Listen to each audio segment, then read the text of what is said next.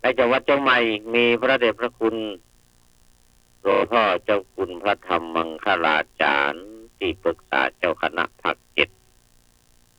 พระธรรมเสนาบดีรองเจ้าคณะภาคเจ็ดพระเทพโกศลที่ปรึกษาเจ้าคณะภาคเจ็ดพระเทพวิสุทธิคุณที่ปรึกษาเจ้าคณะจังหวัดเชียงใหม่และพระเทพปริยัติเจ้าคณะจังหวัดเชียงใหม่วัดเจ็ดยอดพระอารามหลวงเป็นต้นขออำนวยพรท่านผู้ฟังสาธุชนพุทธบริษัททั้งหลายวันนี้รายการพระไตรปิฎกลอยฟ้าภาคภาษาล้านนาก็ได้ลอยออกจากพุทธมณฑลจังหวัดเชียงใหม่และมหาวิทยาลัยมหาจุฬาลงกรณราชวิทยาลัยวิทยาเขตเชียงใหม่บ้านโป่งกุ่มตำบลป่าเมี่ยงอำเภอดอยสะเก็ดจังหวัดเชียงใหม่ซึ่งวันนี้ได้มานอนที่สำนักงานมหาวิทยาลัยมจรวิทยาเขตเชียงใหม่ที่บ้านโป่งกุ่มมาตั้งแต่ตะวาวันนี้ก็มีโอกาสได้นำสารธรรมคำสอนของพระพุทธเจ้าจากพระไตรปิฎกล้วนๆมาอู้สู่กันฟังพร้อมกับวิจัยวิจารณ์อธิบายเสริมเพิ่มเติมเล็กๆน้อยๆตามเหตุการณ์ต่างๆที่ปรากฏอยู่ในประวัติศาสตร์ของพระพุทธศาสนากล่าวคือประวัติในอดีตชาติของพระเถระรูปต่างๆหลายๆรูปที่มีในพระไตรปิฎกนี้ซึ่งก็มีเกร็ดเล็กๆน้อยๆมีธรรมะโดยเฉพาะเป็นคุณสมบัติของพระสาวกแต่ละรูป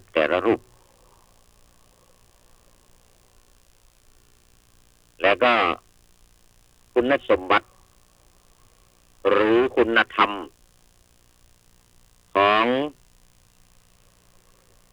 พระพุทธเจ้าในอดีตชาติที่ผ่านมา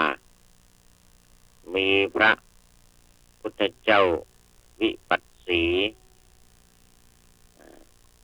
ปิยทัสสีธรรมทัสสีพระสิทธัตถะกัสสปะเหล่านี้เป็นต้นซึ่งมีมาแล้วในอดีตตามประวัติในพระพุทธเจ้า5 พระองค์ในกัปของเรานี้คือภัททรกัปพระพุทธเจ้า28 พระองค์ที่เขาสวดกันนะโมเมนะโมเมสัพพะพุทธานังรัตติงสาปุริสลักษณะพระพุทธเจ้าที่ประกอบไปด้วยมหาปุริสลักษณะ32 ประการมหาปุริสลักษณะ32 ประการซึ่งอาตมาก็ได้ทบทวนไปแล้วครั้งหนึ่งเดี๋ยวต่อไปวันต่อไปมีโอกาสก็จะได้นำมาพูดสู่กันฟังครับเป็นการทบทวนแม้ผู้พูดเองก็จำนี้จำได้หมดแต่ว่ามันสลับกันสลับข้อ1 ถึง 32เนี่ยมันบาเรียงไปตามลำดับบาเรียงเพชรถามลำดับก็มึนๆเอามาทบทวนกัน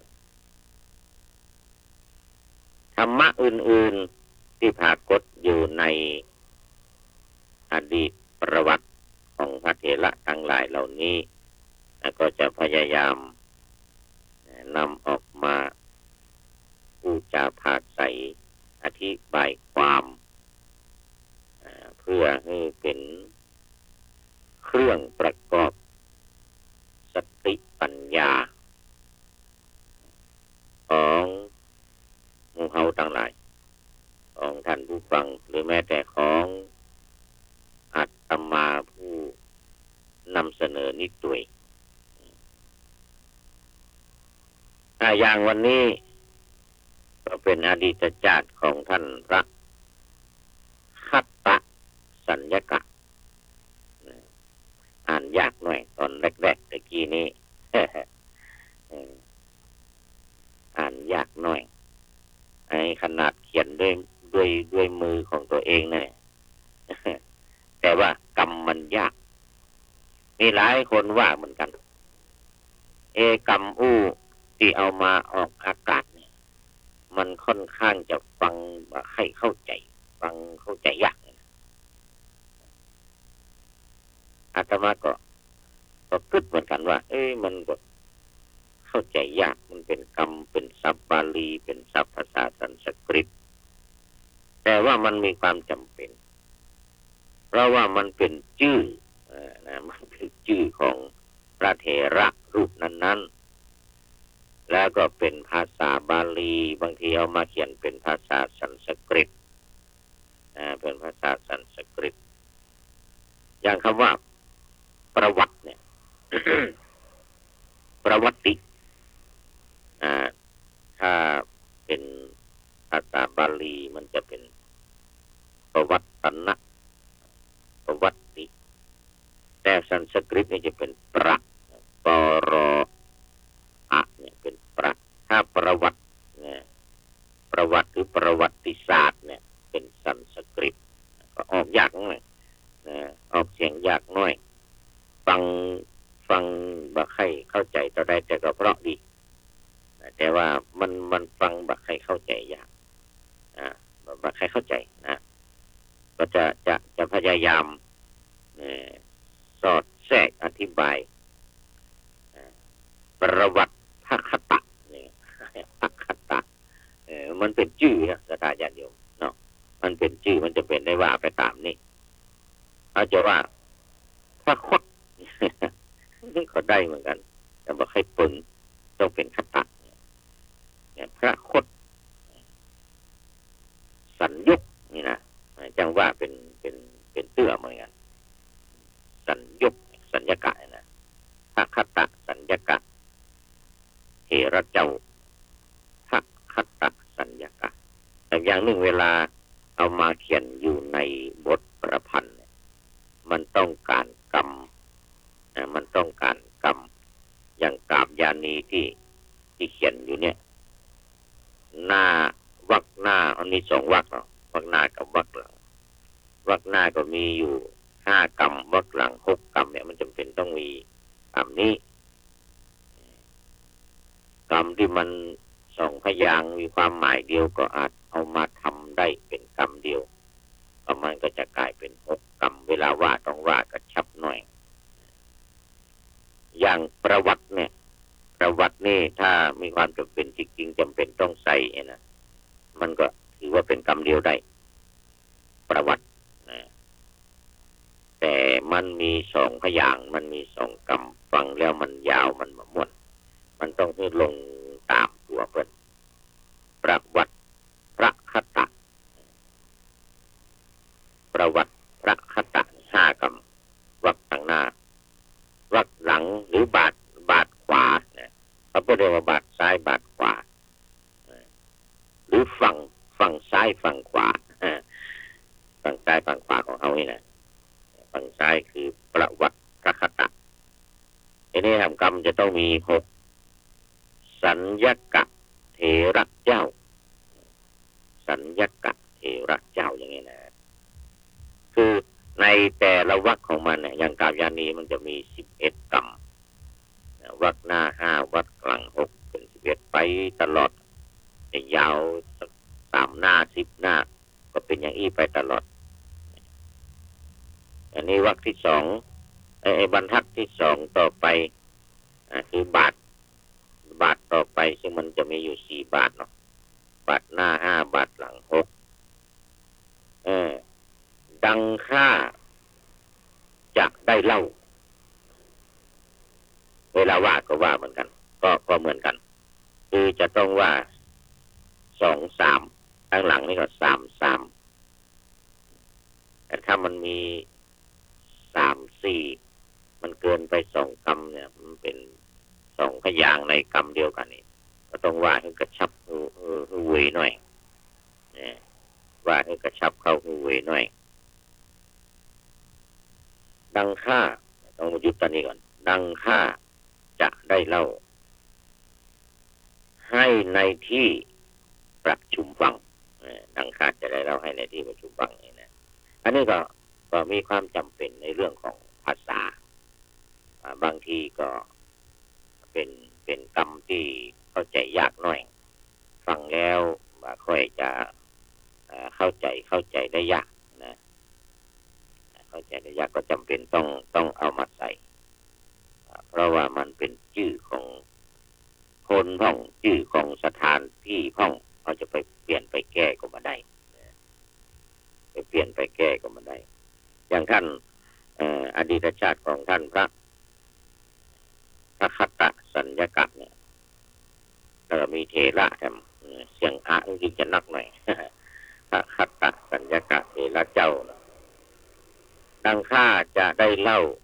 ให้ในที่ประชุมฟังสี่บาทนี้ก็ถือว่าเป็นหนึ่งคาถาเป็นหนึ่งบทสี่บาทก็เป็นหนึ่งบทก็เหมือนกับปัทยวัตรหรือกลอนแปดหรือบทแลเนี่ยบทแลก็มีแปดเหมือนกันสี่แต่การสัมผัสก็แตกต่างกันไปตอนแปดจะว่าสามสองสามนะว่าสามสองสามอันนี้มันมีอยู่แปดคำแต่ละวรรคจะมีแปดสี่วรรคสี่บาทก็รวมเป็นหนึ่งบทเหมือนเดียวกันในอากาศทั้งหมดเนี่ยห้ากรรมเนี่ยต้องว่าในอากาศทั้งหมดในอากาศทั้งหมดไม่ปรากฏรอยเท้าฝังรอยเท้าที่ฝังอยู่บนอากาศนั้นจะมามีจะพอมากันอันนี้เป็นคำนามของท่านพระสุภัททะเนี่ยท่านพระสุภัททะสาวกองค์สุดท้ายที่เข้ามาขอบวชเข้ามาขอฟังธรรมมาถามคำถามต่อพระพุทธเจ้ามีคำถามหนึ่งว่ารอยเท้าในอากาศมีหรือไม่นี่ถามพระพุทธเจ้าพระพุทธเจ้าก็ตรัสว่าจะมีบ่มีนั่นเป็นเรื่องที่มาเกิดประโยชน์ว่ะพระพุทธเจ้าว่านะพระพุทธเจ้าตรัสตอบจะมีบ่มีนั่นมาเกิดประโยชน์มาเกิดประโยชน์ความจริงแล้วมันพอบาหันมันก็จะมีอยู่ในอากาศแต่มันพอบาหันเป็นอจินไตยบางคนจะนำมาคิดมามาถามเลยนะสิ่งที่จะควรถามควรนั่นคือธรรมะมากกว่าความหมายไตรลักษณ์แต่ลักษณ์สามอย่างอนิจจังทุกขังอนัตตาอย่างนี้เป็นต้นปฏิจจสมุปบาทมันเป็นอย่างใดอย่างนี้เป็นต้นมันจะได้จาสนทนากันเนี่ยพุทธเจ้าว่าคือมันเว่ยเพราะว่ามันเดี๋ยวนี้เวลาก็เหลือน้อยละตถาคตจะปรินิพพานว่าต้องถามอ้อมค้อมมาอย่างอื่นล่ะถามมาโดยตรงถามรอยเท้าสัตว์รอยเท้าคนรอยเท้าอย่างต่างๆในอากาศมีก่อเป็นคำถามที่หาประโยชน์มาได้พระพุทธเจ้าว่าพระพระสุภัททะเพิ่งจะได้ถามต่อไปในเรื่องของอรหันต์เรื่องของพระอรหันต์ความเป็นพระอรหันต์แล้วก็คุณธรรมปฏิบัติธรรมอย่างใดจะเรียกว่าคนที่เป็นพระอรหันต์มีจริงก่อในโลกนี้นะ คำว่ารอยเท้าเนี่ยรอยเท้าในอากาศนี่ก็มีอยู่คำถามหนึ่งในคำถามของท่านพระสุภัททะในที่นี้ก็ท่านพระคัตตสัญญกะก็ยกเอามาขึ้นเป็นคำพูดปรากฏอยู่ในพระไตรปิฎกนี้ เมื่อข้าพระเจ้านั่งได้เห็นพระพุทธองค์ได้นั่งอยู่สมัยนั้นสมัยพุทธเจ้าพระนามว่าสิทธัตถะได้เห็นพระพุทธองค์นามว่าสิทธัตถะนามว่าเป็นบาทนามว่าสิทธัตถะขณะเหาะบนที่โล่งยังหมู่เทพทุกองค์บนสวรรค์ชั้นดาวดึงส์นี่อันนี้อย่างคำนี้อย่างคำว่าชั้นดาวดึงส์นี่มันมี4 กรรมแต่คำว่าดาวดึงส์เนี่ย3 กรรมนี้ถือว่าเป็น2แม้ว่ามันถ้ามันมีความจำเป็นจะต้องเขียนในบทประพันธ์อื่นๆจะถือว่าเป็น1ก็ได้ดาวดึงส์มี3 พยางค์คือจะอ่านว่าดาวดึงเขียน ดาวดึงอย่างนี้ก็ได้แต่ว่าในศัพท์บาลีมันเป็นตาวติงสามาในภาษาไทยก็จะต้องออกเสียงว่าด้วยเป็นดาวดึงต่อเต่าเป็นดอเด็กตาวติงในภาษาไทยว่าดาวดึงเนี่ยเพราะว่าดาวดึงนี่ถือเป็น2ก็ได้เป็น1ก็ได้เป็น3ก็ได้แต่ในที่นี้มันมีคำว่าชั้นอยู่ด้วยบนสวรรค์อย่างคำว่าสวรรค์นี่ก็ถือว่าเป็น1ได้อันนี้เป็นเรื่องของภาษาเนาะอะไรว่านิรุกติศาสตร์นิรุกติศาสตร์นี่ก็อยู่ในปฏิสัมภิทาที่อยู่ในตอนท้ายๆของประวัติของทุกๆตนทุกๆองค์เนี่ยจะมีคำว่าปฏิสัมภิทา4มรรค8ปฏิสัมภิทา4มรรคไม่ใช่มรรค8วิโมกข์8อภิญญา6อยู่ทุกตนเพราะว่าพุทธสาวกนี่ก็จะได้เหมือนกันกุศลอันนี้เป็นนิรุกติศาสตร์ความหมายทางภาษาศาสตร์ภาษาอังกฤษว่า linguistic เป็นภาษาศาสตร์ภาษาบาลีว่านิรุกติศาสตร์ความรู้ทางด้านภาษาเป็นความรู้ทางด้านภาษาบนสวรรค์ชั้นดาวดึงส์พากันตื่นตระหนกสั่นงันงกตกตะลึงเทพราชคาดไม่ถึงว่าเหาะได้ในนภาคือเป็นมนุษย์เป็นคนพระพุทธเจ้านี่เป็นคนเป็นมนุษย์แต่เหาะเหินเดินอากาศได้เรียกว่าอภิญญามีอภิญญาได้ความรู้พิเศษดำดินบินบนได้เหยียบน้ำทะเลให้จืดได้ให้จางได้ทะเลเค็มๆเนี่ยหลวงพ่อทวดไปเหยียบปรากฏว่าน้ำทะเลจืดดื่มกินได้เลยทั้งที่น้ำทะเลเค็มๆแต่บริเวณที่หลวงพ่อไปเหยียบมันจืดนี่คือแสดงฤทธิ์เรียกว่าอิทธิวิธีคือวิธีแสดงฤทธิ์อิทธิวิชาแสดงฤทธิ์ได้เป็นอภิญญาแม้แต่เทวดาบนชั้นฟ้าบนสวรรค์ชั้นดาวดึงส์ตัวสั่นงันงกทันคนเหาะขึ้นมาได้อย่างไรพระพุทธเจ้าคนใดฤทธิ์พระพุทธเจ้าว่านามว่าสิทธัตถะเนาะคนใดฤทธิ์เหาะขึ้นมาบนอากาศทีนี้ในขณะเดียวกันนั้นท่านพระคัตตสัญญกะ ญกะได้หันชายจีวรของพระพุทธเจ้าที่เหาะอยู่บนอากาศปิววิดวิดวิดวิดวิดวิดโอ้โหชายจีวรเหลืองประเทืองงามขณะนั้นข้าได้มองเห็นชายจีวรผ้าขององค์พระสัมมาสะบัดพลิ้วปลิวตามลมคงจะสวยงามคงจะสวยงามเนาะแล้วออกขึ้นไปบนอากาศเทวดายังหัวสั่นงันงกตะลึงพึงเพลิดกันหมดนะคนหันจะขนาดไหน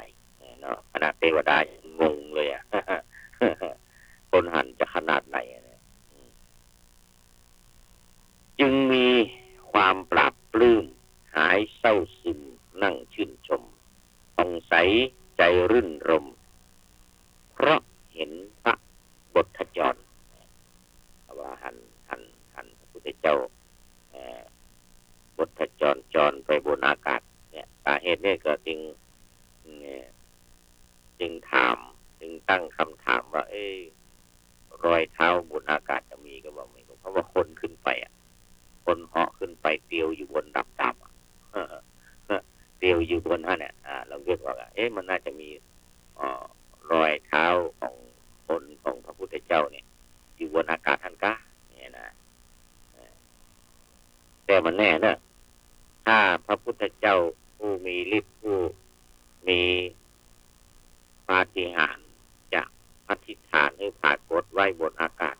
ก็อาจเป็นได้อาจหันได้แต่ปกติธรรมดาแล้วใครจะขึ้นไปย่ำจะขึ้นไปเหาะแม้เครื่องบินลำใหญ่ๆเหาะไปเหาะมาอยู่บนอากาศก็มีห้อยเขาก็มาหันห้อยมันมาหันห้อยมันแต่ถ้าพระผู้มีบุญเปิ้นอธิษฐานเนี่ยถ้าพระผู้มีบุญเปิ้นอธิษฐานอันนี้ได้จะได้หันแน่นอนต้องเปิ้นอธิษฐานเหมือนกับพระพุทธเจ้าอธิษฐานพระบาทไว้ที่บนหาดทรายที่แม่น้ำนำมาทาหรอกที่แม่น้ำนำมาทาอันตามป่าพามได้หันพระพุทธเจ้าพามคนหนึ่งได้หันพระพุทธเจ้าโอ้อย่างมางามแต่ว่าพออยู่นี่คนเนอะพออยู่นี่คนเนอะวะไปฟังไปไหนเถอะข้าพเจ้าจะไปปาลูกสาวมาพอถ้าลูกสาวติดใจชอบใจจะขอแต่งงานวันจะขอพุทธเจ้าแต่งงานวันถ้าลูกสาวก็ชอบก็เป็นอย่างมาก็มาเอาเลยว่ายิงเห็นนะ ถ้าลูกสาวว่าเอาก็มาเอาเลยว่าไปปาลูกสาวมาพอความงามของพระพุทธเจ้าแล้วก็จะขอให้ลูกสาวคนอินเดียเป็นไม่ยิงฝ่ายไม่ยิงขอพระใจหรอกต้องผู้ที่เป็นพ่อแม่ผู้ปกครองนะขอนะไม่ใช่ตัวเองขอได้นะนี่เรื่องของเรื่องมัน พระพุทธเจ้าก็พอพามนั้นไปก็อธิษฐานฝังรอยพระบาทไว้บนหาดทรายบนมันเป็นหนทางที่แยกเนาะบนหาดทรายเป็นหนทางอยู่บนหาดทรายนะแล้วก็เสด็จไปอยู่ทำข้างหนึ่งทำฝั่งหนึ่งฝั่งถนนทำข้างหนึ่งนะถนนที่อยู่บนหาดแม่น้ำนำมาทานะบนฝั่งแม่น้ำนำมาทาไปอยู่ทำฝั่งหนึ่งไปอยู่ทำฝั่งถนนนะพอพามประจุงลูกสาวมามาหันแล้วกับนี่ จุงลูกสาวมาก็มาหันแล้วกับนี่เดี๋ยวพอมาหันรอยเท้ารอยพระบาทของพระพุทธเจ้าโอ้อันนี้รอยตีนอันนี้เนี่ย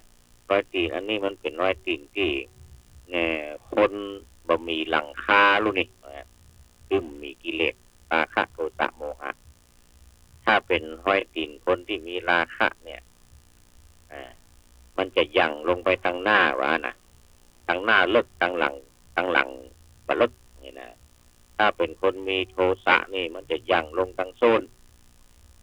ตีนเนี่ยห้อยตีนนี่จะยั่งยัดลงไปทางหน้าง่ายขึ้นทางหน้าบะสูงทางหลัง างนี่จมลงดินไปนะ อันนี้เปียงพุ่นวุด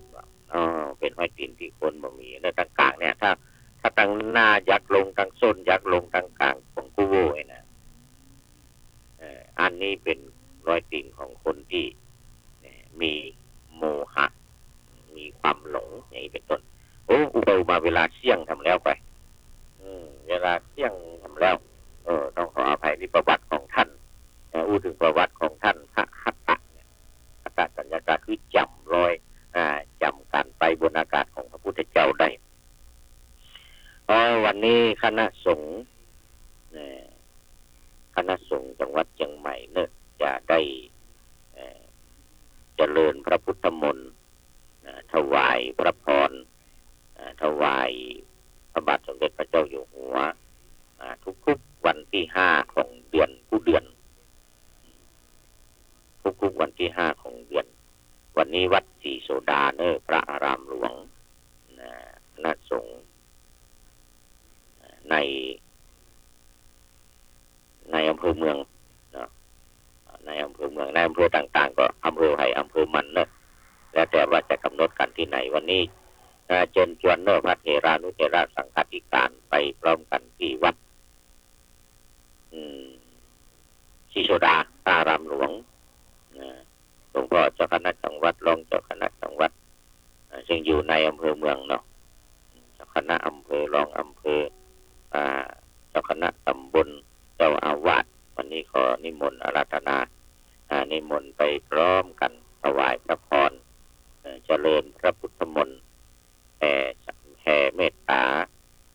ทำสมาธิภาวนาบุญกุศลเป็นพระราชกุศลถวายแด่พระบาทสมเด็จพระเจ้าอยู่หัวและสมเด็จพระนางเจ้าพระบรมราชินีนาถทั้งสองพระองค์อ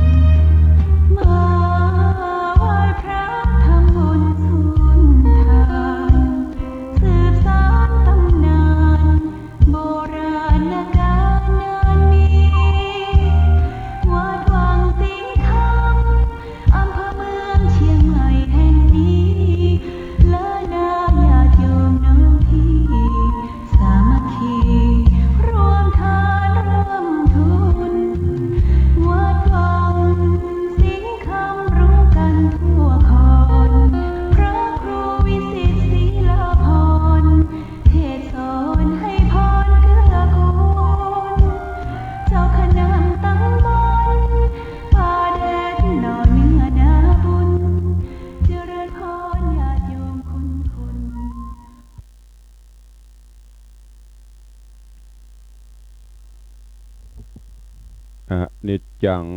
ทุกขังลำล้นหนีตึงบอบปนเกิดแก่เจ็บตายสัตว์คนมนุษย์ในโลกต่างหลายหาความสบายน้อยนึ่งบ่ได้เกิดแก่เจ็บตายอยู่แต่ใจบ่มีคนใดอยู่ข้างถึงเป็นเศรษฐีมั่งมีมาจังเป็นจอมเอกอ้างราชาสุดแต่พระพุทธองค์พระสัทธาก็ยังนิพพานดับขันกว่าจอยตามพระพุทธาองค์พระยอดซอยได้เทศนากล่าวจี้ว่าปุถุชนคนเฮาโลกนี้บ่ได้อยู่สร้างยืนทนเตี่ยงจักมวยมิตรดับจิตของตนลาจากเมืองคนไปสู่โลกหน้าอันทรัพย์สิ่งของแพรพันเสื้อผ้าตั้งฝูงให้นาน้อยนัก ตึกรามบ้านจองเข้าของสิ่งทรัพย์เมื่อจิตขาดความวำไวถึงมีสิ่งทรัพย์นับอันหลวงไหลไหนจักสปายหาบหามไปได้หาบหามไปได้10 นิ้วกราบนบนอบน้อมอย่างพระติรัตนะแก้วเจ้าตั้ง3 ประการ อันมีพระพุทธเจ้าพระสัทธรรมเจ้าพระสังฆเจ้า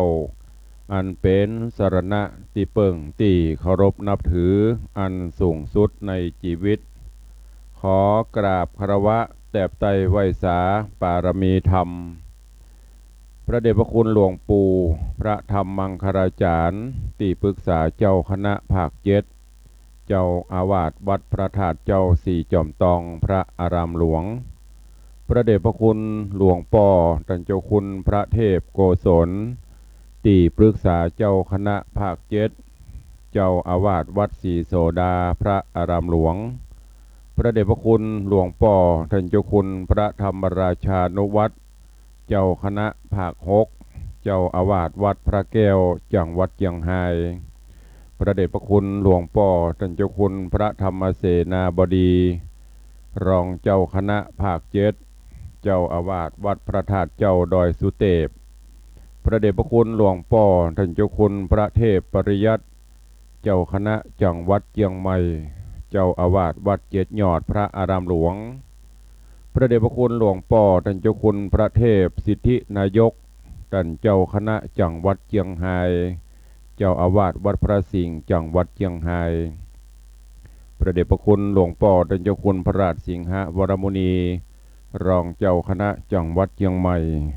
เจ้าอาวาสวัดพระสิงห์วรมหาวิหารท่านอาจารย์เจ้าคุณพระราชรัชมุนีท่านเจ้าคณะอำเภอเมืองเชียงใหม่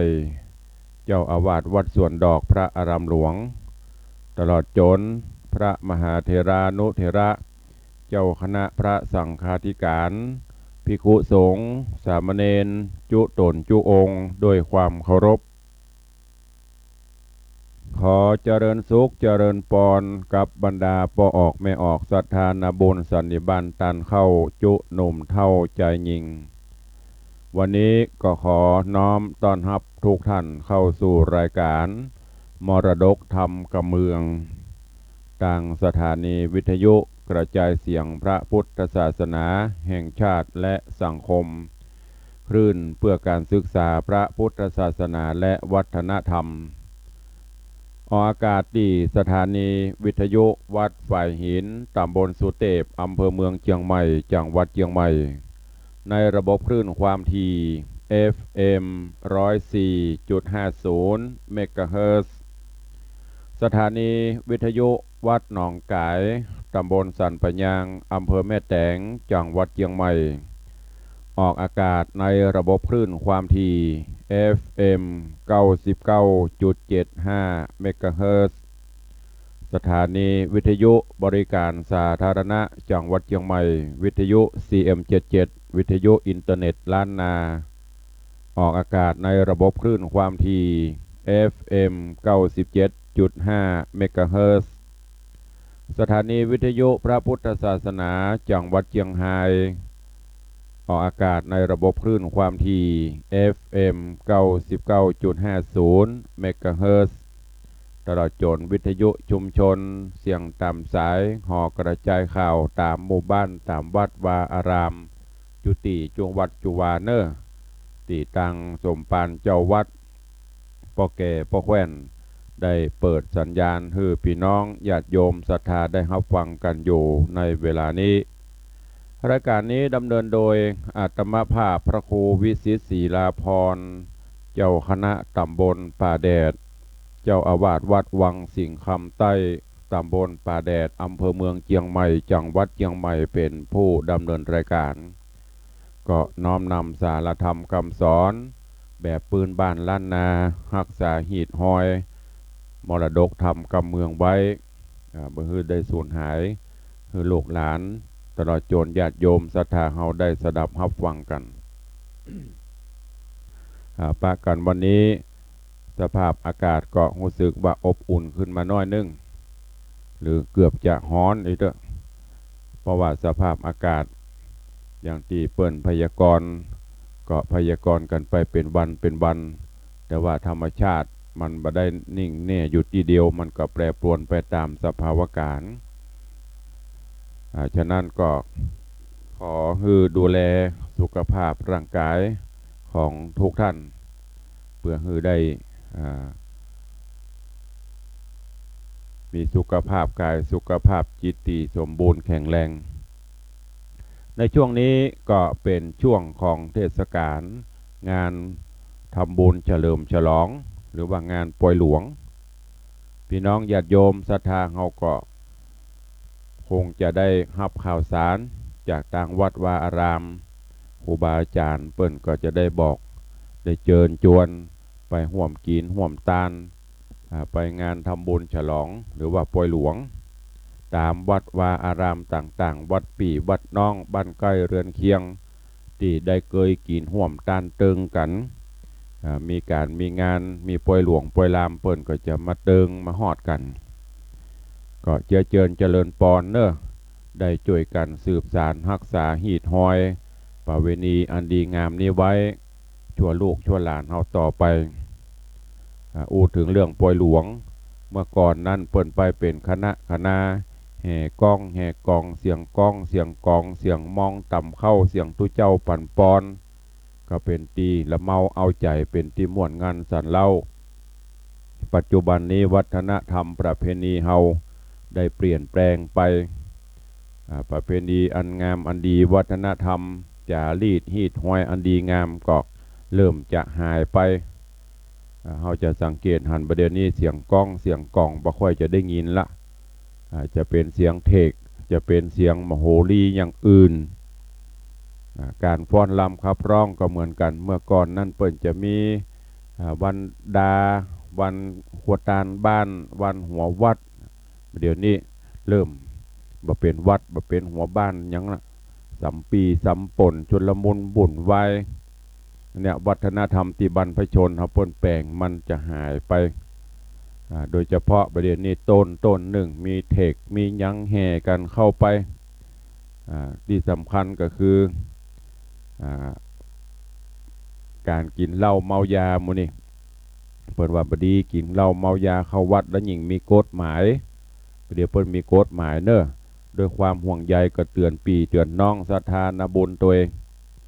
จะไปกินเหล้ากินยากำขวดเหล้าขวดเบียร์เข้าวัดเข้าวาเนอะเพองานบุญจะเป็นงานเศร้า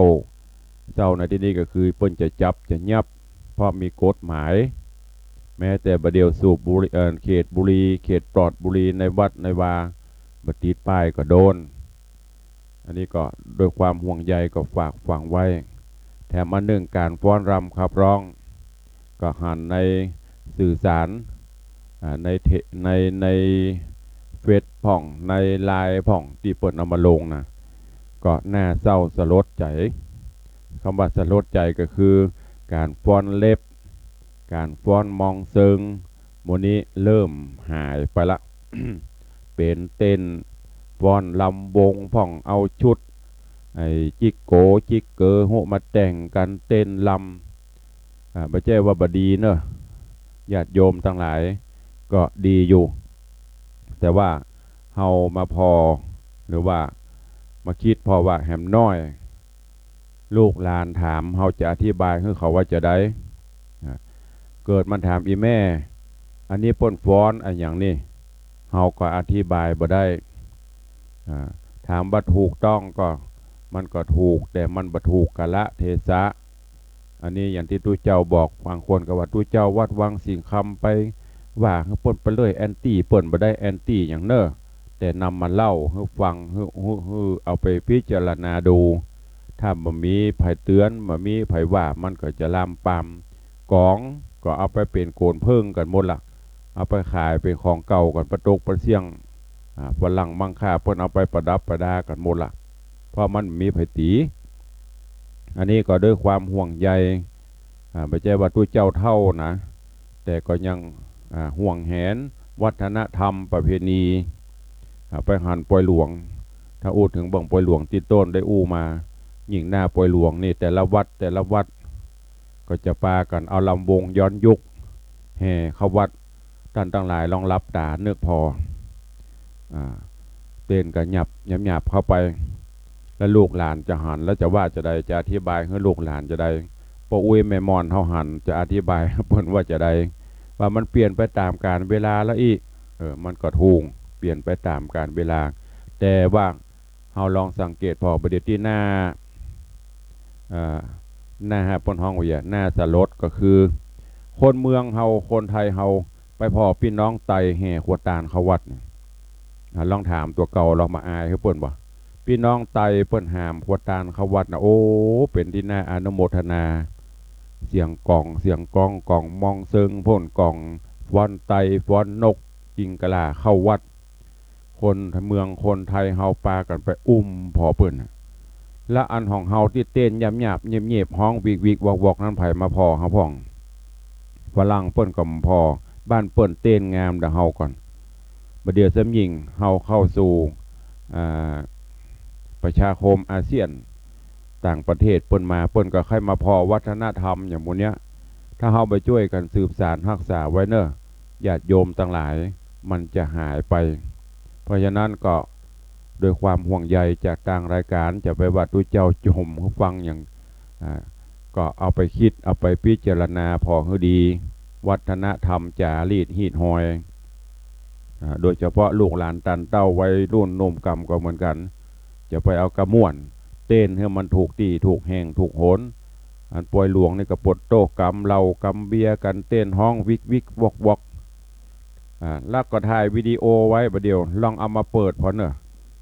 ไผ่ที่เต้นแล้วก็เอาแห่ขวดทานเข้าวัดแล้วก็ถ่ายหูปมันนะแล้วเอามาเปิดพอแล้วก็พอตัวเก่าว่ามันเปิงกับบ่เปิงอันนี้ฝากไว้เนอะกับญาติโยมทั้งหลายที่ได้รับฟังรายการวันนี้ก็คงจะเป็นการอู้จ่าสาระสลับรายการมรดกธรรมกับเมืองแห่พ่องฟังธรรมเมืองกูเจ้ากูวันตูเจ้าก็เทศนาเฮืดถึงวันวันนี้ก็เลยเอาเรื่องวัฒนธรรมประเพณีอันดีงามของเฮามาอู้มาจ๋าเฮือกับญาติโยมทั้งหลายในยามเจ้าเพื่อที่จะได้พอย้อนขึ้นไปแล้วก็ในปีนี้เมืองเชียงใหม่เฮาจะเข้าสู่การทำบุญศูนย์ตาลครบรอบ720 ปีเมืองเชียงใหม่ไม่ใช่แค่อำเภอเมืองเนอะหมายถึงจังหวัดเชียงใหม่เขาเนี่ยจะครบรอบ720 ปี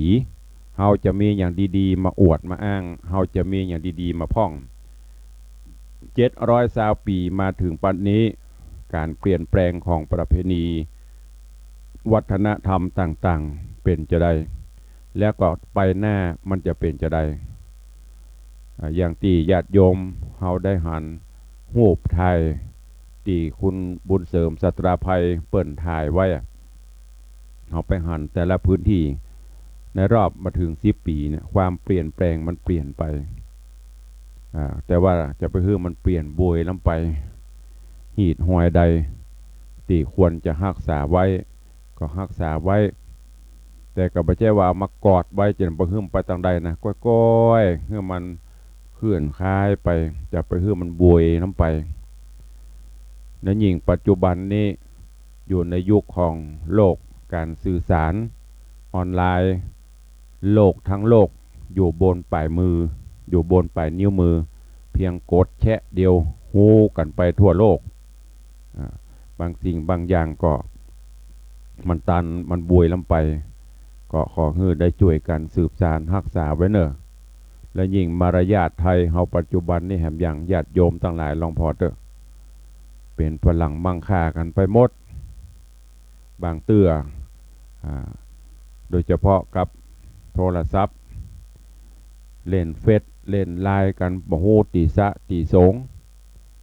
แล้วก็บ่แจ้กันละอ่อนเด้อบ่เดียวลามเขาหมดถึงหัวงอกหัวดำเหมือนเดียวกันหมดบ่ได้ด่าบ่ได้ว่าไปเนอะบางทีก็โอ้จะไปเทศนาธรรมดูเจ้าพอเข้าไปนั่งบนธรรมาสพุ่นน่ะยังบ่ฮู้ว่าดูเจ้ามาบ่มาเพราะอันหยังเมานั่งโง่มหน้าโง่มตาหั่นจำเตือไปตามกาดตามดีกันนะเตียวพอจะโจรเพิ่นน่ะ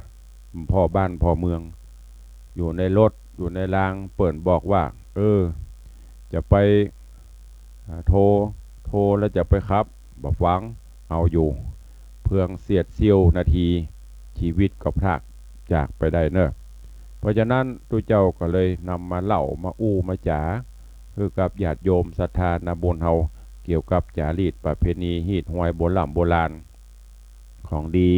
ที่บรรพชนบรรพบุรุษเฮาเปิ่นได้แปลงมาฮื้อหมู่เฮาทั้งหลายอันเป็นลูกเป็นหลานก็ได้ช่วยกันสืบสานรักษาไว้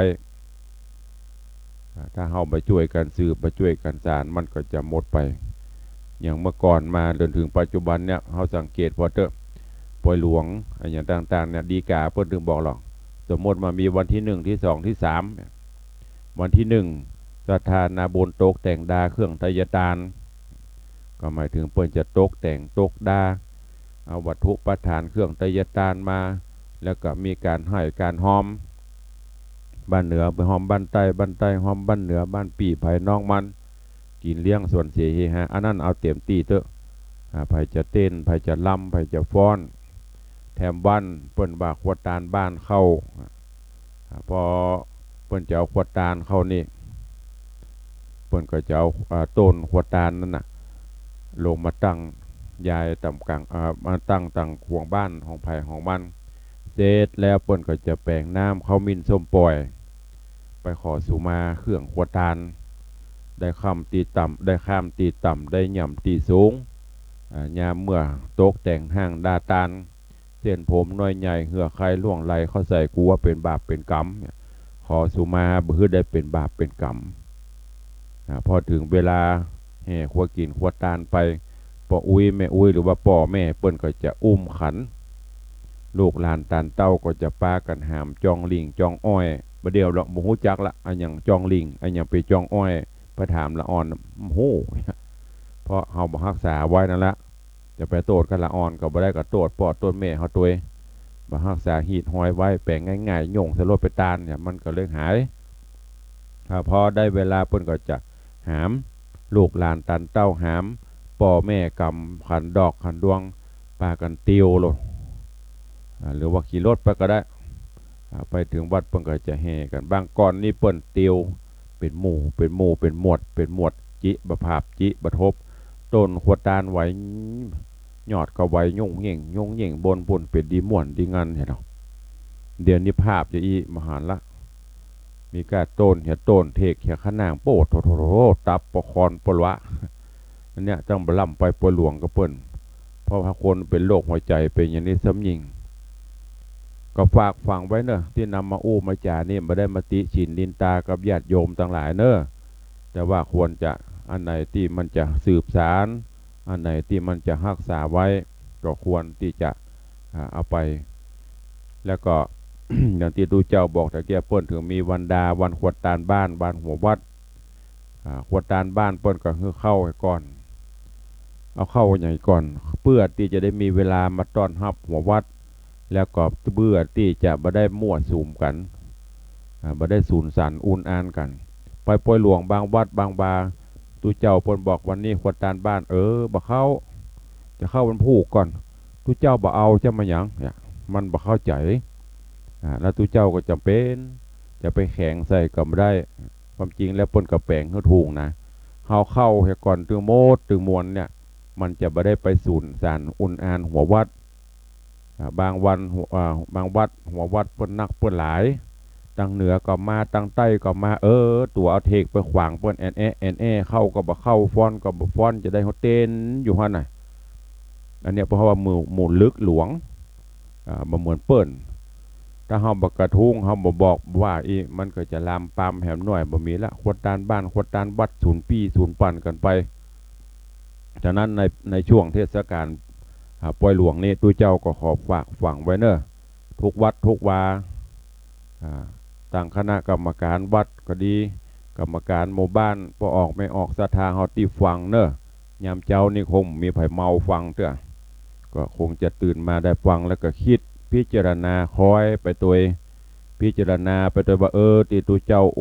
หรือว่าครูบาอาจารย์ลูกอื่นๆเปิ้นเปิ้นจานั่นเป็นจะได้พ่องเปิงดีก็หาเหมือนอย่างเปิ้นว่าก็หาก็นำไปคิดพิจารณาพอแล้วเฮาก็มาช่วยกัน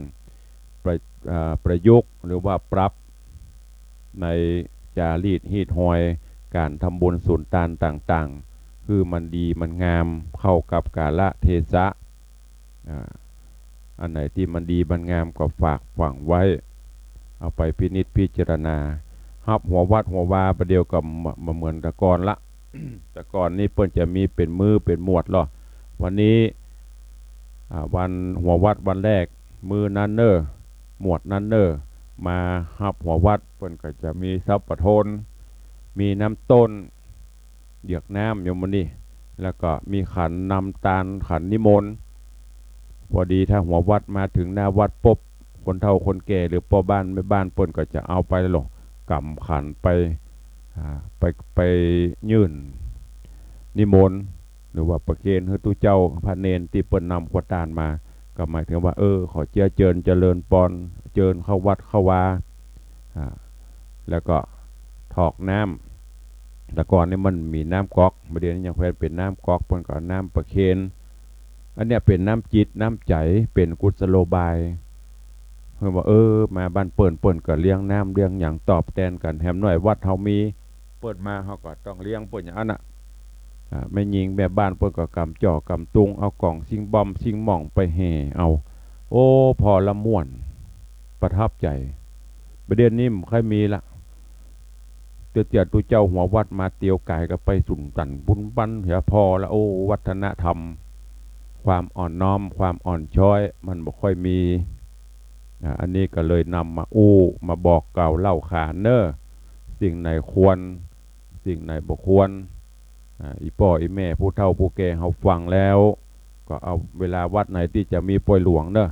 ช่วยเตือนช่วยแนะช่วยนำกันไปเอาตึงเก่าตึงใหม่จะบละของเก่าบ่เมาของใหม่จะเป็นละทิ้งของเก่าที่บรรพชนเฮาเปิ่นนำปลาไว้อันไหนที่มันดีมันงาม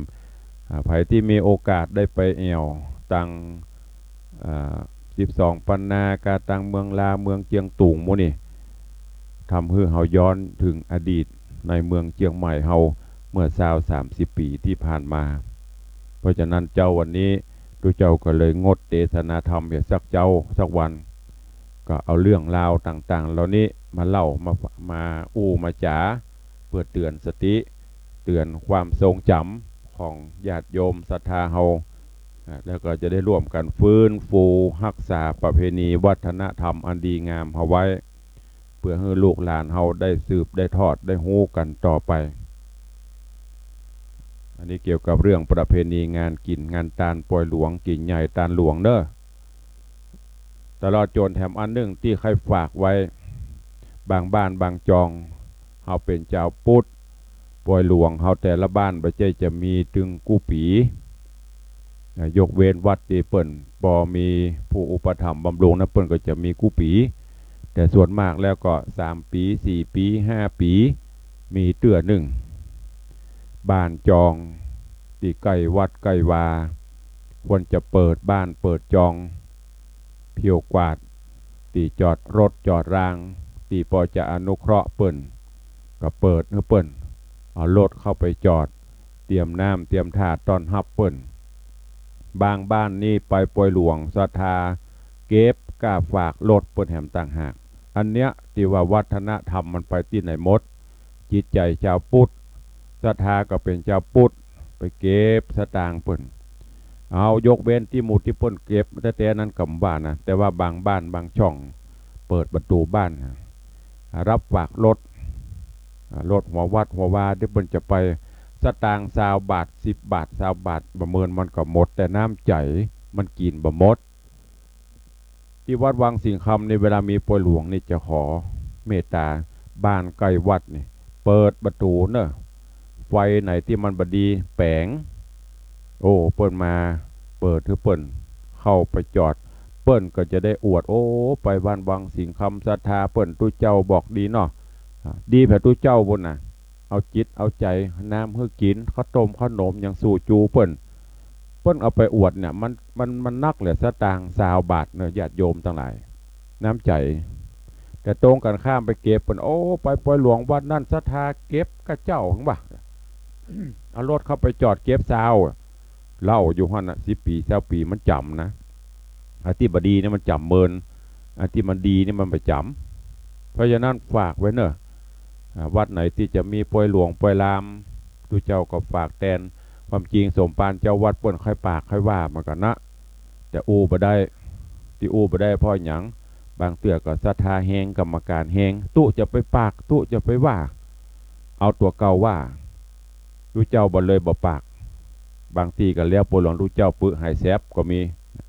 มีตัวอย่างเฮาหันหลายท่านหลายที่เนอะเจ้าวันนี้ก็เลยเอามาอู้เอามาฝากมาเล่าญาติโยมต่างหลายได้สดับรับฟังกันขอเป็นวันพิเศษนานาสาระเห็นสักวันกูเตือนนี้จะเป็นทำแบบปืนบ้านล้านนา แล้วก็ย้อนมาถึงประเพณีแห่งอันหนึ่งที่เคยฝากฝังไว้กับญาติโยมทั้งหลาย งานศพงานซากปัจจุบันนี้ก็รู้สึกว่าจะผิดเพี้ยนไปจากเก่าจากเดิมนักลำไปโดยเฉพาะการฟังเทศน์ฟังธรรมก็ดี เวลาทุเจ้าเปิ้นไปเทศน์เฮาไปงานศพเฮาเป็นชาวพุทธก็ควรที่จะเคารพในทุเจ้าเคารพในพระธรรมขณะที่เปิ้นกำลังเทศนาธรรมก็ขอเมตตาจะไปอู้กันบางบ้านนี่ทุเจ้าไปนี่มันไปทั่วสารทิศหรอหูมาหมดแต่ไม่ได้ว่าบ้านนั้นบ้านนี้เนอะมันส่วนมากเปิ้นก็ฟังกันไปก็มีบางบ้านอยู่เวลาทุเจ้าเทศธรรมเขาก็ฟังเปิ้นจะไปอู้กันเตื้อเพราะว่าเวลาประมาณชั่วโมงเนี่ยนั่งสงบนิ่งดักปิ้งเหมือนยังมันมีคนนั่นนะม่วนทุเจ้าเปิ้นเทศก็ม่วนศรัทธาเฮาฟังก็ม่วนบางโคบางตีเปิ้นกำลังฟังธรรมไอ้นั่นก็นั่งอู้กันตั้งข้างอย่าบ่ฟังบอกกองทุเจ้าเสด็จกษาตุเปิ้นเทศเรื่องหยังก็บ่ฮู้เผลอๆทุเจ้าไปเทศวัดไหนยังบ่ฮู้อันนี้ก็ฝากไว้แล้วก็การตอดผ้าอย่างต่างๆนี่ก็เหมือนกันเนอะปัจจุบันนี้รู้สึกว่าโอ้มันจะค่อยนักเกินล้ำไปบางตีบางแห่งนี่อายุ80ผ้าปังสกุล80ผืน90ผืนก่อนถ้าปรับปรุงได้ก็ปรับถามว่าดีก็ดีแต่ว่าบางเตื้อมันก็เสียเวลาญาติโยมที่เปิ้นจะไปแล้วก็ยิ่งห้องบางเตื้อไอ้คนที่ห้องนั้นบ่มีไอ้คนที่มีหั่นก็บ่ห้องที่นั่งในศาลงศาลาไปเหี่ยวเต็มมันน่ะบ่ห้องไปห้องไผที่ไหนก็บ่ฮู้บางเตื้อห้อง2เตื้อ3เตื้อก็มากว่าจะได้เผาศพบ่ค่ำบ่มืดแล้วก็เป็นค่านิยมถ้าเฮาบ่ปรามบ่เดือดบ่บอกมันก็จะแหมหน่อยกับปดเท่าพิธีอันยังหุผีเบาศูนย์อักศูนย์อีเข้าไปมันจะนักขึ้นถามว่ามันดีก็ดีแต่ว่าอย่างที่เปิ้นว่าถูกต้องแต่ไม่ถูกใจแต่ไม่ถูกต้องบางอย่างมันก็เกินวิธีไปอย่างเอามอกมาหายบดี และแย่งแถมอย่างเน้อญาติโยมทั้งหลายในก็ได้อู้เขาฟังทุเจ้าบางวัดบางตีเปิ้นก็อู้บ่ออกบอกบ่ได้โยมตั้งหลายผ้าบังสกุลที่ตาลกันตึงมือตึงวันนี่นะไม่ใช่ติของตาลเนอะถ้ามาบอกโยมก็จะบ่เข้าใจเพราะว่าคนซื้อบ่ได้ใจคนใจบ่ได้ซื้อคนขายกับคนซื้อมันก็ต่างคนละตีไอ้คนขายก็เขาได้สตางค์คนซื้อเปิ้นก็บ่ฮู้อย่างญาติโยมไปซื้อผ้าน่ะซื้อผ้าบังสกุลเนอะถ้าได้ซาวลองเอามาเตพอเนอะมันเป็นดีนุ่งใจก็บ่ได้บางตีตบจัดงามยาวเป็นศอกปุ่นบางแต่แยะปุ้นอาหารเพียเจียงของเจียงไฮ้ปุ่นนุ่งก็บ่ได้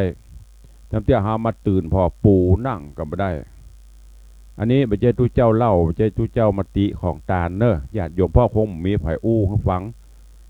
แต่ทุเจ้าวันนี้ก็เลยขอไหนๆได้อู้เรื่องวัฒนธรรมประเพณีกินตาลอย่างต่างๆก็ขออู้ให้ฟังอีป่อยแม่พวกอุ้ยญาติโยมที่ฟังก็จะได้เอาไปอู้ต่อๆกันว่าโอ้ทุเจ้าวังสิ่งคำเพิ่นบอกอีน่ะแต่ก็บ่ใช่เฮือเชื่อเนอะลองเอาไปคิดพิจารณาพอ กำนี้ถ้ามีงานสมมติน้ำมนต์ตุเจ้า6 ตนกา8 ตนกา10 ตนกาซื้อเหี่ยต้านนะเปาะแต่ว่าเอาไปซื้อความจริงเปิ้นก็บอกตุเจ้าเปิ้นจะทานผ้าจีวรปฏิอันนี้เฮาบ่ได้ติแต่แนะนำบอกซื้อเหี่ย8 ผืน10 ผืนถ้าตุเจ้าซาวก็เอาเหี่ย20 ผืนตามจำนวนตุเจ้าพระเนนเปาะบัดถ้าไปห่วงไอ้แก้วไอ้คำบัดถ้าไปห่วงคนนั้นนายกก็ดีวังนะอันกำนันก็จะดีวัง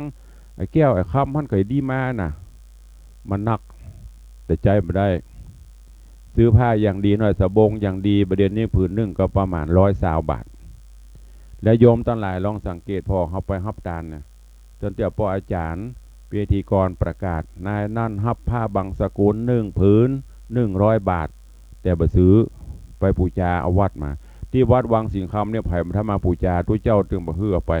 เพราะปูจาไปก็เดี๋ยวมันก็ปีกมาที่เก่าเลยแหละเพราะฉะนั้นเก็บไว้แล้วก็ตึงบอกไปหอมเพราะมันเป็นดีใจบอกไปตาลที่ไหนเพราะฉะนั้นก็ฝากไว้เนอะอันไหนที่ดีก็เอาไปคิดพิจารณาเหมือนปนบาทแต่ลงเขาตาลจะเป็น4-50 ผืนวะ นี่ปล่อยแม่ลองคืดพอใจบ่ได้ซักผืนนะแป่งค้อนกองก็มีไผตีเดียวอันนี้ฝากไว้เนอะมอกปอให้พอดีเมื่อก่อนมีไตปิดไตเปิดไตนั่นไตนี่ถามว่าดีก็ดีพระเจ้ามันบดีแต่ก็จะไปฮื้อมันนักจะไปฮื้อมันน้อยเกินไปปอประมาณถ้าเขาเนี่ยอย่างเกินน้ำไปบดีอันนี้มันก็เสียเวลาตัวบางเตือพิธีกรรมนักลำไปก็บดีน้อยลำไปก็บดี เอามอกกลางมอกพอให้พอดีก็ฝากไว้กับญาติโยมทั้งหลายได้คิดพิจารณาเอาไปพิจารณาเนอะว่ามันเปิงอย่างที่ตูเจ้าปนบอกปนว่ากอถ้ามันดีก็เอาไปมันบดีก็เอาละทิ้งขว่างไปเนอะฝากหวังไว้เอาละเวลาที่ยังพอมีอยู่แห่งประมาณ10 นาทีเจ้านี้ที่ตูเจ้าได้ได้จาได้ว่ามาก็ขอฟังจากคำคิดคำหันญาติโยมศรัทธาที่ฟังอยู่เนอะหันเป็นจะได้พ่องโทรศัพท์เข้ามามาจากันได้ที่0817836540 0817836540ไผ่ฟังจากตั้งใดที่ไหนยามเจ้าวันนี้เชียงใหม่ลำปูนลำปางฟังกันเมื่อเจ้าเนอะต่างพะเยาฟังกันในยามบ่ายพี่น้องต่างเชียงรายนี่จะฟังกันเมื่อคืนบุญก็ถ้าได้ฟังแล้วคิดพิจารณาดูว่ามันเปิงส่วนจะได้ก็โทรศัพท์เข้ามาหรือจะรายงานผลการรับฟังเนอะเจ้าวันนี้ตั้งใช้ประการตั้งเมืองฝางตั้งเมืองเป้ารับสัญญาณจาก CM77 สัญญาณเป็นจะได้พ่องก็โทรเข้ามาเนอะเจริญปอนบรรลุเต้กันอ่ะบรรลุเต้กะโอ้ตูเจ้าบรรลุอีแม่บรรลุเต้อะลุกได้ละ ว่าเล่นบ่ได้นอนเตอะหนาวก็สัญญาณชัดเจนดีเนาะอยู่ที่ไหนฟังจากทางใดอนุโมทนาบุญเนาะแม่เนอสาธุอีแม่ยังบรรลุเตี้ยฟังเสียงอูอาให้นอนกลุ่มกับหลุมอุดด้วย หลับตามสบายเนอะพอนอนฟังก็ได้นั่งฟังก็ได้เนี่ยกินปลาตัวก็ได้อย่างตุลุงทองมันน่ะมาทำด้านเนอมาในรถมาในบ้านมาในห้องน้ำมันสปะอยู่ที่ไหนฟังก็ได้ฟังธรรมะเอาหูฟังเอามาได้ตีนเอามือฟังก็เนี่ยการปลาตัวฟังปลาตัวก็ได้จากทางได้แหมตะกี้มาจากบ้านดงเจริญปอนครับจากทางใดอ๋อเป็นจรอเนาะใครก็เนี่ยวังสีคำประเดดเนี่ยค่ะเคยมาก่อนอยู่จุดไหนนี่อ๋อโมทนาสาธุเนอะ ก็ถ้าเสื้อก็จะเป็นเมืองเออก็นำมาเจ้าเนี่ยก็เลยอู้ไอ้เรื่องนาสาระกูเตือนจะเป็นเตะทับเมืองวันนี้ก็เลยเอาเรื่อง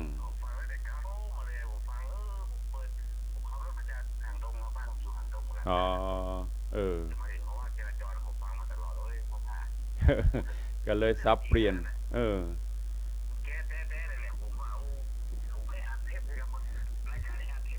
ก็มีอยู่อัดไว้อยู่ก็เดี๋ยวลองพอท่านจะถามไปทางไอ้อย่างก็สถานีของวัดฝ่ายหินเพื่อจะอัดไว้ตลอดกูอะไรกะเออ เอาไปเปิดกันเดียวไข่ดาทุเจ้าวังสีคำมาเจ้าเป็นหยังไอ้เห็นบอกอะ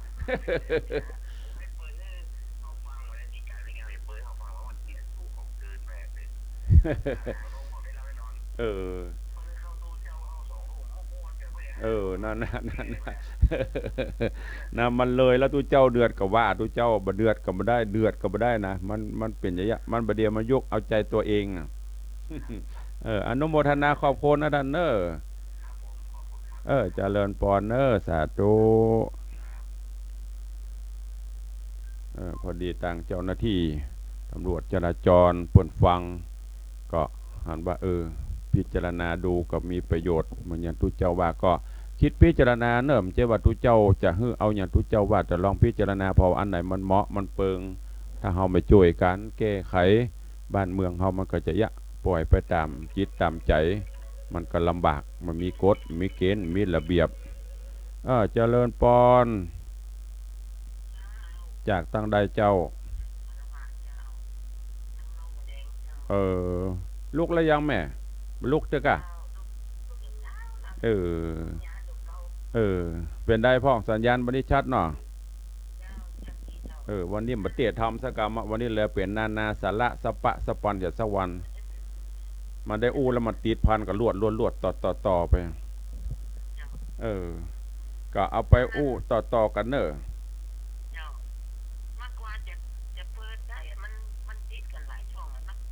เออก็ก่อยใจเย็นๆก่อน104น่ะบางเตื้อมันก็ดีบางวันมันก็นี่มันตั้งแต่อันเนี้ยพ่นมีกฎหมายแต่ก่อนมันมีวัดสูงประเดี๋ยวนี้วัดมันเต่ากันมันก็เลยลูกกันเนอะแม่เนอะใจเย็นๆตั้งใจฟังไปขอบคุณนั่งเนอะแม่เนอะมีอย่างก่อนว่าเจ้านี่อืมอืมอืม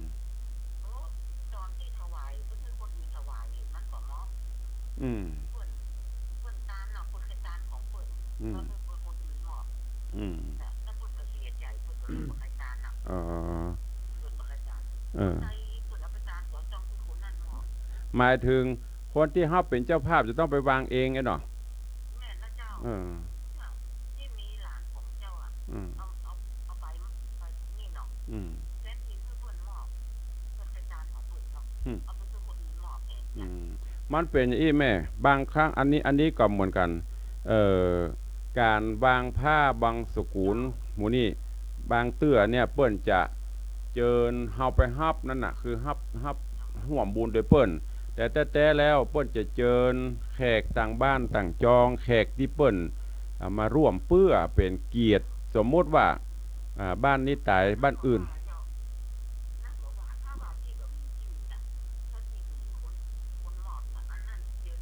ก็แม่นนะคือเนี่ยคือถ้าสมมติมัน100 ผืนนะหมดได้ไปหอมวางถึง100 คนมันถามว่าถูกต้องก็ถูกคนมอบนี่หมายถึงจะได้เขาจะได้มอบจะได้บ่เข้าใจ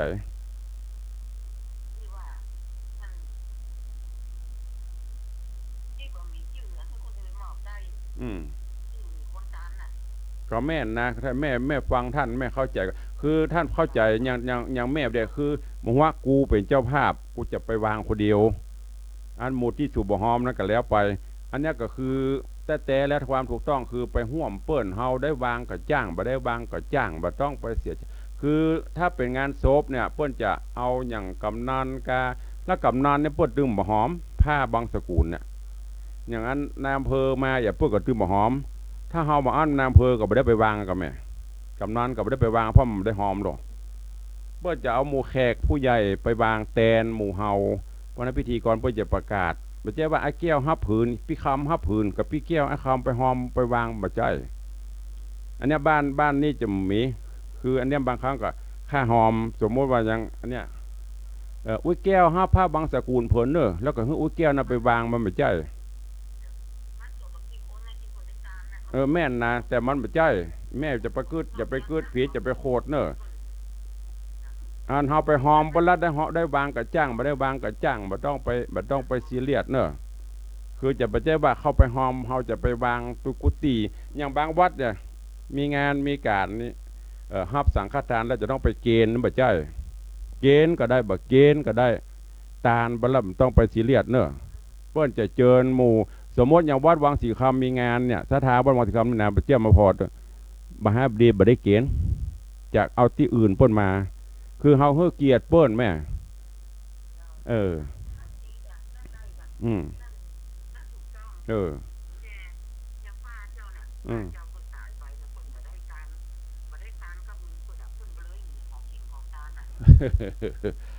เออมันแล้วแต่อันอืมอ๋ออืมเอาไปตาลนี่คือไปตาลวัดกับว่าไปตาลศพเอาไปตาลที่ไหนเอานี้เอาวันนี้ออกอากาศขึ้นสดๆนะเอออืมอ๋อก็น่ามันอย่างที่ท่านบอกตะเกียคือพี่แก้วฮับพี่แก้วก็ต้องไปมอบไอ้คำตาลกับไอ้คำก็ต้องไปมอบถ้างานนั้นมี100 คน100 ผืนนี่ก็ตายตู้เจ้าต้องไปกู้คนบ่ใช่เดี๋ยวไปหลังไม้เนอะเดี๋ยวท่านอธิบายหลังไม้ให้แม่เอาเนอะที่แม่เปิ้นบ่เข้าใจยังบ่เข้าใจของเปิ้นแต่ว่ามันก็ถูกของเปิ้นแต่ว่าถ้าเป็นสถานที่เอ่อคนนั่นฮับแล้วก็จะต้องไปเกณฑ์ไปวางกุฏินั่นมันก็แล้วแต่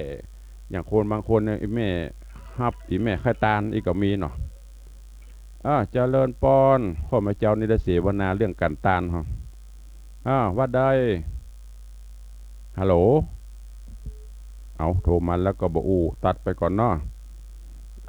เจริญปอนฮัลโหลว่าจะสิยังจะเอาฟังจากไอ้โทรศัพท์เนอะจะไปฟังจากวิทยุแม่ว่าจะได้ว่าใด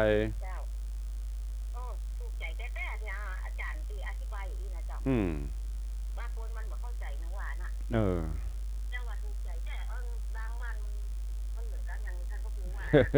ก็น่าก้อยๆเอาไปพิจารณาเนอะมันบางอย่างถูกต้องแต่ไม่ถูกใจบางอย่างถูกใจแต่ไม่ถูกต้องนั่นนะทุกเจ้าก็พยายามมาที่มาถูกต้องถึงถูกต้องถูกใจมาอธิบายฟังเนอะฟังแล้วก็มันไม่ได้เออไปก็อย่าโดนนะหมอยแต่ตัวเจ้าต่างกลางหรอนั่นน่ะอธิบายเจริญปอนนะแม่เนอสาธุเจริญปอนจากสายต่อไปใครฮัลโหลแม่ลีมเนาะไปได้หาอืม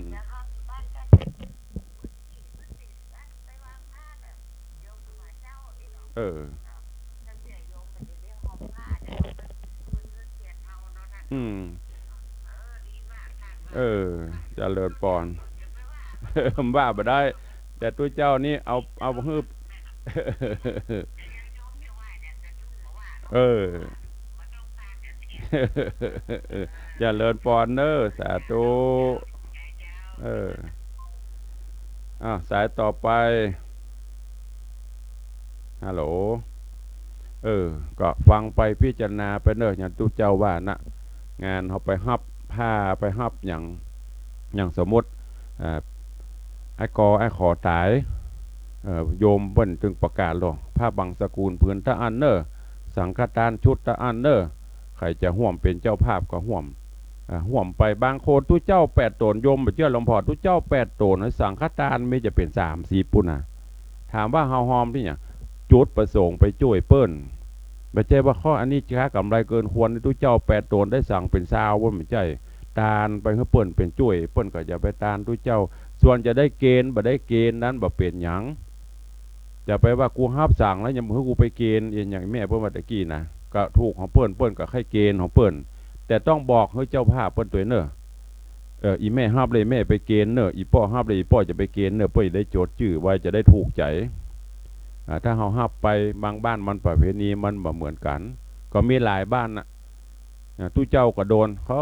ประกาศสั่งฆทานชุด2,000อันกูฮับชุนบ่จะหาได้ไปเกณฑ์ไปจำไอ้ยังโหไปเกณฑ์อีกก็มี มันลำบากเพราะฉะนั้นก็ถ้าจะประเกณฑ์ก็บอกเขาเปิ้น เปิ้นก็จะได้จดแต่อย่างตู้เจ้าวันตาลไปละได้เกณฑ์ก็ดิ่มได้เกณฑ์ส่วนมากเปิ้นมาอย่างเปิ้นมาวัดวังสิงคำนะพี่น้องหลายบ้านหลายจองมาเขาก็ฮือเกียรติเปิ้นต่างบ้านต่างจองเปิ้นเกณฑ์เขาก็โมทนาสาธุคล้ายๆเปิ้นเป็นตัวแทนตู้เจ้าเปิ้นอุปการหรอขอเชิญไม่แก้วไม่คำไม่มาไม่ดีพ่อมาอย่างหัวมาเป็นตัวแทนศรัทธาญาติโยมประเคนเป็นตัวแทนนะไม่ใช่ว่าเปิ้นฮับสังฆทานเฮาได้ฮับเขาก็โอ้โมทนาสาธุอันนี้ก็เป็นบุญเป็นกุศลเนอะก็ฝากไว้กับญาติโยมทั้งหลายได้นำไปคิดพิจารณาวันนี้ได้อู้ก็คงจะเป็นประโยชน์กับหลายที่หลายท่านเนอะสายต่อไปได้แหมสัก2 สายใครจะอู้ตัวเข้ามาเนอะเงียบปิ้งแล้วเนอะใครโกดบัตรตะกี้โกดเข้ามาใหม่ตายไอ้ยัง080ตาย262-203เบอร์ไผ่โทรเข้ามาใหม่เนอะ3 สายฮับบัตรตะกี้ญาติโยมทั้งหลายที่ฟังอยู่เนอะโทรเข้ามาเจริญปอนฮัลโหล080นี่เบอร์ไผ่โอ้เลยโอ้ดักปิงแม่โทรแล้วแม่จะไปฟังจากวิทยุเนอะมันจ้ากว่ากันโทรแล้วอู้เลยอันเสียเวลาเพื่อนเนอะฮัลโหลป๊บใส่เข้ามาปั๊บเลยส่วนมัดทันทีไม่ต้องไปฟังวิทยุเพราะว่ามันจะจ้าฟังจากโทรศัพท์เข้ามาใหม่เนอะใครจะโทรเข้ามาวันนี้เวลา6:56เหลือ2 นาทีเนอะเจริญปอนครับปอหลวงรายงานตัวตอนเช้านี้ทั้งหมดตรงเออมาได้ก่อว่างๆก็เข้ามาเนอะเจริญปอนเนอร์สาธุปอหลวงเฉิดซักคุณยศยิ่งสันนำเมงเพิ่นกำลังส่งหลานฟังถึงวันฟังบ่พอมาหอมทุเจ้าหลายเตื่อก็อนุโมทนาบุญขอบคุณเนอะกับปอหลวงเฉิดซักคุณยศยิ่งว่าณโอกาสนี้ตัวเองเวลาหมดเวลาแล้วเนอะขอนำรายการจากไปก่อนเจ้านี้อันไหนที่ตุเจ้าโอไปเป็นสิ่งที่ดีก็ฝากไว้อันไหนที่มันบดีก็จะไปเอาไปคิดไปเครียดไปโกรธเนอะบ่ได้ว่าคนนั้นคนนี้เอาสิ่งที่ประสบประการที่โหดที่หันเอามามาจ่าให้ฟังหากว่าเป็นสิ่งที่ดีมีสาระก็ขอฝากไว้ในดวงจิตดวงใจญาติโยมศรัทธาอันไหนที่มันบ่มีสาระไปบ่ถูกต้องบ่ถูกใจก็ขอสู่มาอภัยกับญาติโยมทั้งหลายเนอะวันนี้ก็เป็นนาสาระเหววันหนึ่งแล้วก็เวลาก็หมดลงพอดีขอเฮกัมมาดูเปิ้นโทรเข้ามาเจริญปอนฮัลโหลเจริญปอน2 ปอน3 ปอนว่าได้คำว่าจบ